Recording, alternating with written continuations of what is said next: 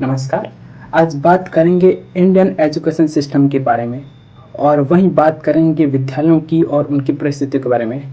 अगर हम times of India की रिपोर्ट के अनुसार देश में लगभग 11 करोड़ स्कूली टीचर हैं वो उपलब्ध हैं, फिर भी 10 लाख से अधिक शिक्षकों के पद खाली हैं। ये स्थिति देहात में और भी विकट हो जाती हैं, जहाँ यूपी, बिहार और राजस्थान में कई विद्यालय हैं वो एक अध्यापक के भरोसे चल रहे हैं। वही education for all in India की रिपोर्ट माने तो भारत में केवल 56.5% प्राथमिक शिक्षक हैं, वही प्रशिक्षण प्राप्त हैं। बाकी टीचर हैं उन्हें सही प्रकार से प्रशिक्षण मिला ही नहीं, जिसके कारण वे आधुनिक तकनीकी और पद्धति से जानकारी उपलब्ध कराने में सक्षम ही नहीं। अब बात करते हैं सरकारी स्कूलों के आधारभूत ढांचे की। UDISET 2021 और 22 के अनुसार देश के प्राथमिक विद्यालयों में केवल 86.6% विद्यालयों में ही बिजली उपलब्ध है, यानी करीब 13.4% स्कूलों में बिजली नहीं। बिना स्कूल में बिजली होने के कारण डिजिटल शिक्षा है वो नहीं दी जा सकती है। वहीं बच्चों को गर्मियों के दिनों में बहुत तेज गर्मी का सामना करना पड़ता है, क्योंकि बिजली नहीं हो पाने के कारण पंखे भी नहीं चल पाते हैं। वही इकॉन टाइम्स की रिपोर्ट माने तो जनजातीय स्कूल सर्वे में 43% विद्यालय ऐसे पाए गए हैं जहां पीने के पानी की भी सुविधा नहीं है, और कई सरकारी स्कूलों की इमारतें इतनी जर्जर हो गई हैं, फर्नीचर टूटे पड़े हैं तथा लाइब्रेरी तथा कंप्यूटर लैब्स की भी कमी देखी गई है। खेलकूद और स्वास्थ्य सुविधाओं संबंधी कोई भी सुविधाएं उपलब्ध नहीं हैं, और मेरा व्यक्तिगत मानना भी यही है कि आधारभूत सुविधा भी उपलब्ध नहीं होगी तो शिक्षा का माहौल कैसे डेवलप होगा। ASER 2024 की रिपोर्ट के आंकड़े ये बताते हैं कि कक्षा तीसरी में पढ़ने वाले छात्रों की क्षमता बहुत ही कम है।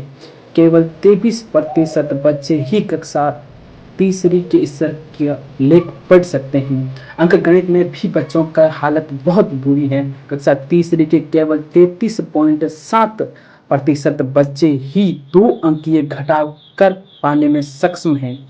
वे बुनियादी अवधारणा को समझ ही नहीं पाते हैं, वह गणित की मूल अवधारणा को परिचित ही नहीं हो पाते हैं।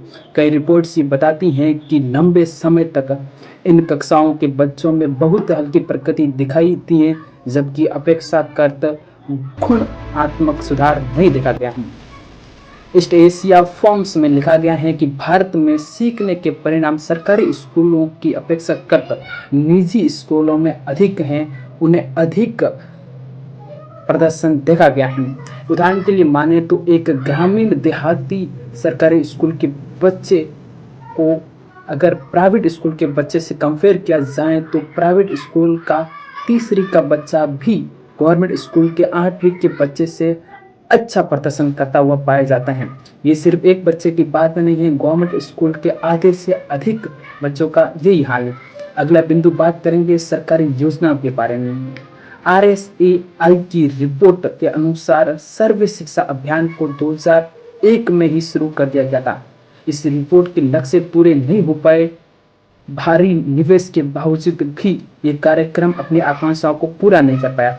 सर्व शिक्षा अभियान के चलते नामांकन तो बढ़े, लेकिन सरकारी स्कूलों के नामांकन घटकर प्राइवेट में ज्यादा हो गए। सरकारी स्कूल के 6.7 करोड़ बच्चे ने सरकारी स्कूल छोड़ दी, वहीं 35.5 करोड़ बच्चे हैं वो प्राइवेट स्कूल में चल गए। ऐसी एक योजना थी मिड डे मील, जिसने स्कूली जगत में बहुत बड़ा योगदान दिया। मिड डे मील के चलते नामांकन बढ़े, विशेष रूप से पिछड़े और दलितों के और लड़कियों के भी। ये योजना एक सफल योजना मानी जाती है। आदरणीय सुप्रीम कोर्ट ने भी इस योजना की सरकार की सबसे बड़ी योजनाओं में रखा। टाइम्स ऑफ इंडिया और इंडिया टाइम्स की माने तो देश के अधिकतर स्कूलों के पाठ्यक्रम हैं वो रटने पर आधारित हैं। स्कूलों में सिर्फ रटने पर जोर दिया जा रहा है। एक सर्वे के अनुसार 80% से अधिक स्कूलों के प्रधानों ने माना है कि रटने की पद्धति है वो बच्चे की वास्तविक विकास में कमजोरी पैदा करती हैं, उन्हें वास्तविक ज्ञान अर्जित करने में बाधा पहुंचाते हैं। लेकिन फिलहाल हमारे एजुकेशन सिस्टम में यही पद्धति बरकरार है और ये बच्चों के भविष्य के साथ खिलवाड़ है।